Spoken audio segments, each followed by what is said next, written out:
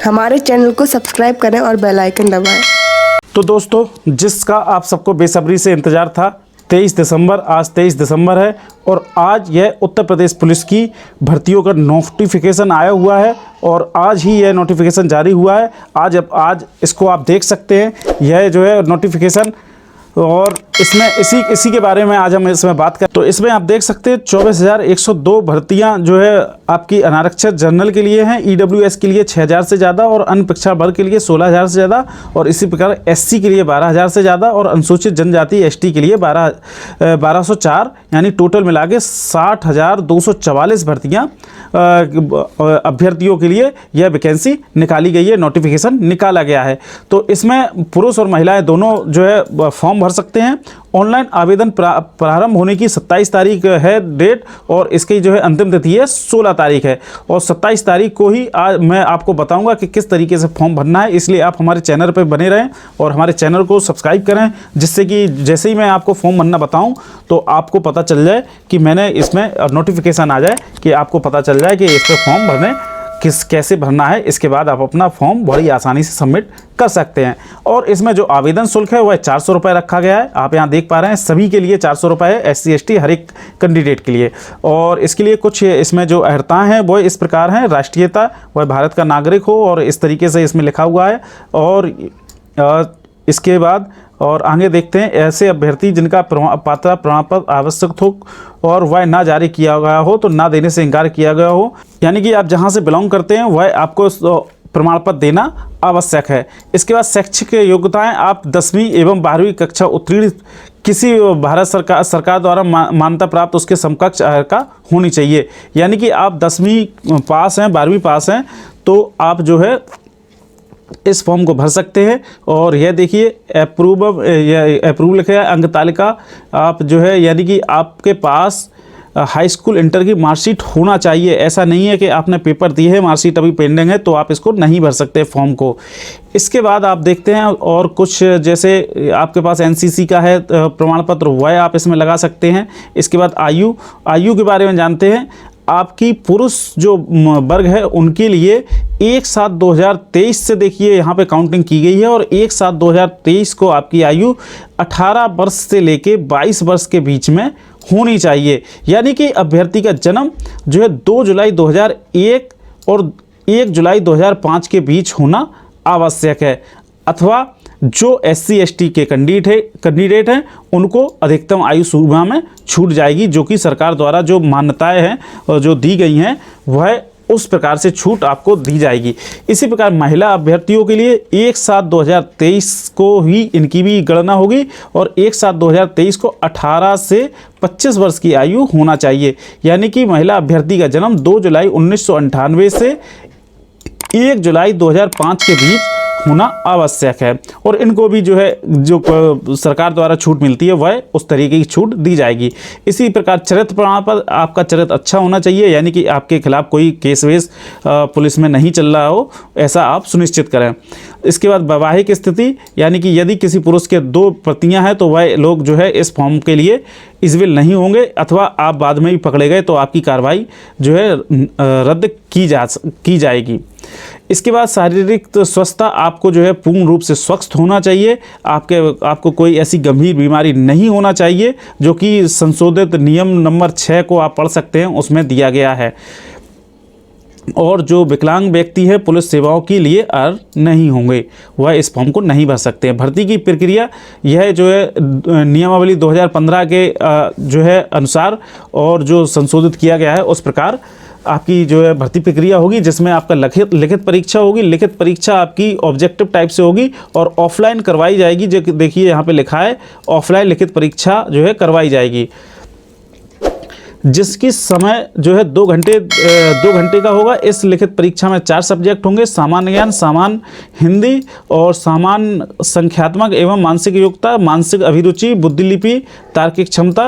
अभ्यर्थियों को लिखित परीक्षा में गलत उत्तर देने पर ऋणात्मक अंक जो है प्रदान किए जाएंगे, यानी कि इसमें माइनस मार्किंग है।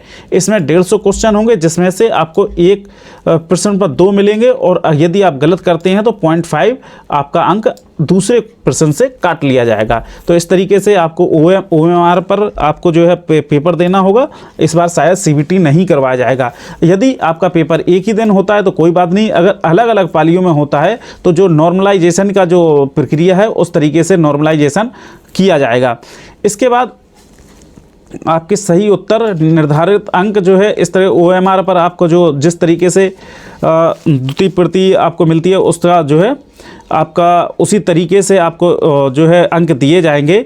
यानी कि आप जब वहाँ पेपर छोड़ेंगे तो आपको अभ्यर्थी द्वारा मूल प्रति अपने साथ लेकर चले जाने पर उसका अभ्यर्थन स्वतः ही निरस्त कर दिया जाएगा। आपको जो है वहाँ पर कुछ नहीं छोड़ना है।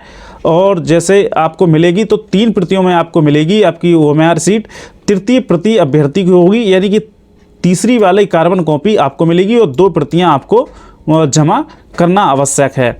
इसके बाद आपकी जो है शारीरिक मानक परीक्षा थोड़ा सा देख लेते हैं इसमें क्या है। तो देखिए यहाँ पर लिखा है लिखित परीक्षा में जो सफल पाए जाएंगे इसके बाद आपका शारीरिक यानी कि फिजिकल होगा।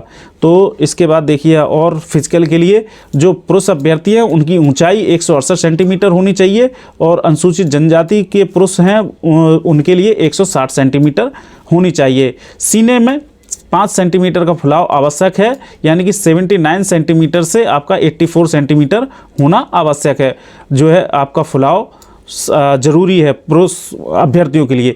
इसी प्रकार महिला अभ्यर्थियों के लिए आपकी ऊंचाई जो है 152 सेंटीमीटर होनी चाहिए और जो ST कैंडिडेट हैं उनकी 147 सेंटीमीटर और महिलाओं का वजन जो है 40 किलोग्राम न्यूनतम जरूरी है। आपका जो है वजन जो है 40 किलो से कम नहीं होना चाहिए। इसके बाद देखिए शारीरिक दक्षता परीक्षा में आपकी जो दौड़ करवाई जाएगी, दौड़ जो है आपकी 4.8 किलोमीटर की पुरुष अभ्यर्थियों के लिए और उसको 25 मिनट में पूरा करना है। और इसी प्रकार महिला कर्मचारियों के लिए अभ्यर्थियों के लिए 2.4 किलोमीटर की दौड़ 14 मिनट में पूरी करना है। और जो लोग नहीं दौड़ पाते हैं उन्हें जो है भर्ती में नहीं लिया जाएगा और दौड़ सिर्फ एक ही बार होगी। इसके बाद आप यहाँ भी देख सकते हैं को आयु में छूट जो नियम है, अभी कुछ केसेस चल रहे थे उस अनुसार जो है जो उत्तर प्रदेश के मूल निवासियों को ही जो है अनुमान है। तो इसको आप पढ़ सकते हैं, इसका लिंक मैंने डिस्क्रिप्शन में दिया हुआ है और वहाँ से भी आप इस फॉर्म को डाउनलोड कर सकते हैं बहुत ही आसानी से। और इसके बाद हम आगे और देखते हैं इसमें क्या है, कुछ फॉर्मेट वगैरह हैं जो स्वतंत्रता संग्राम सेनानियों के लिए है तो वह आप इसको देख सकते हैं। जो स्वतंत्रता संग्राम सेनानी हैं उनके लिए कुछ पॉइंट दिए गए हैं और उनको इसके बाद हम और देखते हैं, आगे बढ़ते हैं इसमें।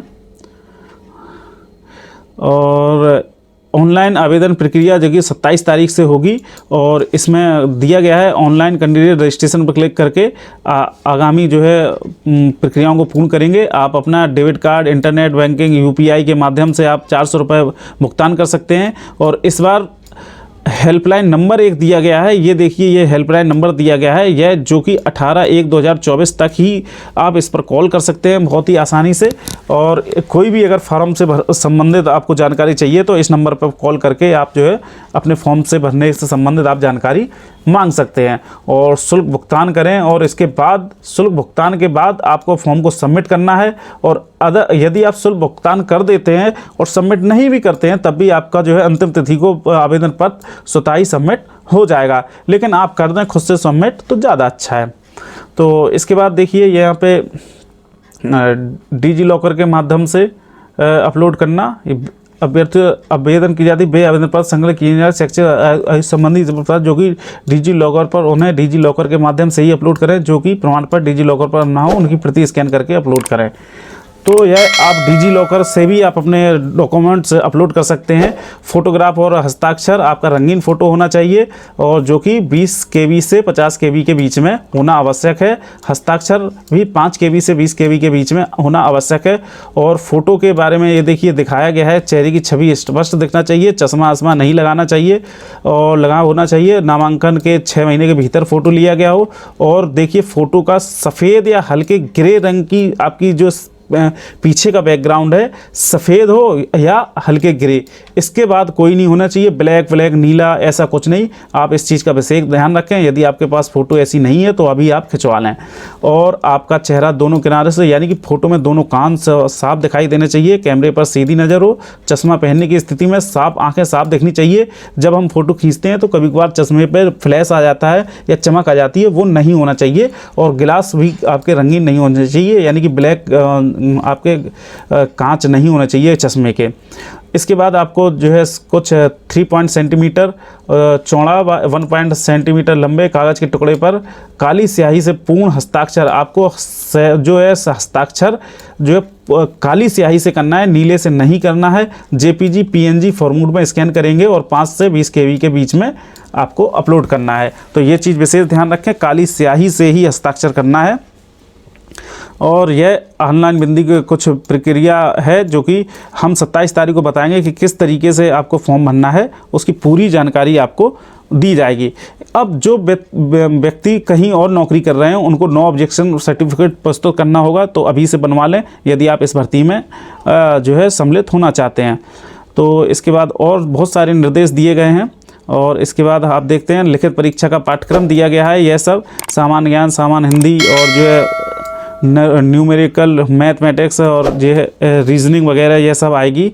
इसमें यह सब पूरा सिलेबस दिया गया है। इसके बाद यहाँ पर कुछ फॉर्मेट दिए गए हैं। उत्तर प्रदेश अनुसूचित जनजाति के लिए प्रमाण पत्र, यह प्रमाण पत्र इस फॉर्मेट पे आपको बनवाना है। देखिए ये फॉर्मेट जो दिया गया है आपको इसी फॉर्मेट पर आपको बनवाना है, इस तरीके का। और इसके बाद देखिए अन्य पिछड़े वर्ग का है तो इसी फॉर्मेट पर बना होना चाहिए और किसी फॉर्मेट पर नहीं बना होना चाहिए जो कि मान्य नहीं है। इसी प्रकार स्वतंत्रता संग्राम सेनानियों का है यह, और आर्थिक रूप से कमज़ोर हैं उनके लिए स्व घोषणा पत्र है। इस तरीके से ये सब दिया गया है। और आगे देखते हैं, ये देखिए राज्य सरकारियों और कार्यरत कर्मचारियों द्वारा प्रस्तुत करने वाला प्रारूप है। और बस 26 पेज हैं इस नोटिफिकेशन के। मैंने आपको पूरे जल्दी से यह बता दिया है कि किस तरीके से आपकी नोटिफिकेशन निकला हुआ है और इसमें आपको क्या क्या सावधानियां बरतनी है। यदि आपका कोई सवाल है तो कमेंट बॉक्स में कमेंट करें, मैं आपके सवालों के जवाब देने की पूरी कोशिश करूंगा। मिलते हैं ऐसी किसी वीडियो में, जब तक के लिए जय हिंद, वंदे मातरम।